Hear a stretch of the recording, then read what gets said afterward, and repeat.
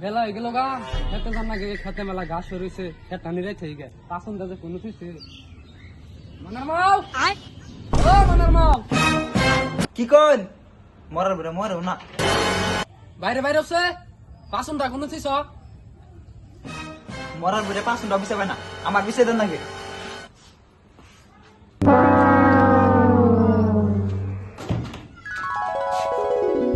পাঁচশো টাকা বিছাবো না মরার বরে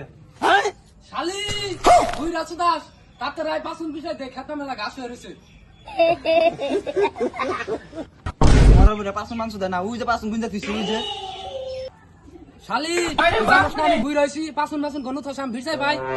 খেতে ভাত না যাই খার একটা বাজাই গেলাম খেতে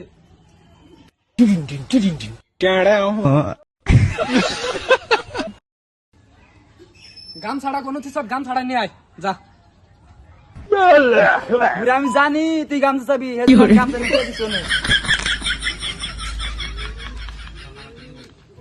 দে শালি গামছা দে মরার বরে কেমন সুদা বিকার উড়ে থাকে শালি তোর বেজাল আছে খালি আয় নই ভাবতে ভাত না যাস সার একটা বাজার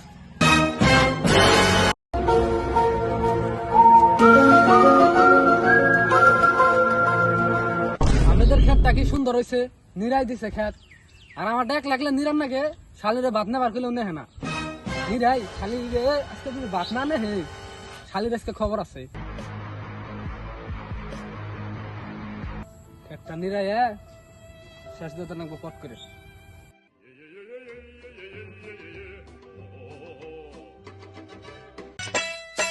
আমার মন মানে না যৌবন জ্বালা সহে না আমার মন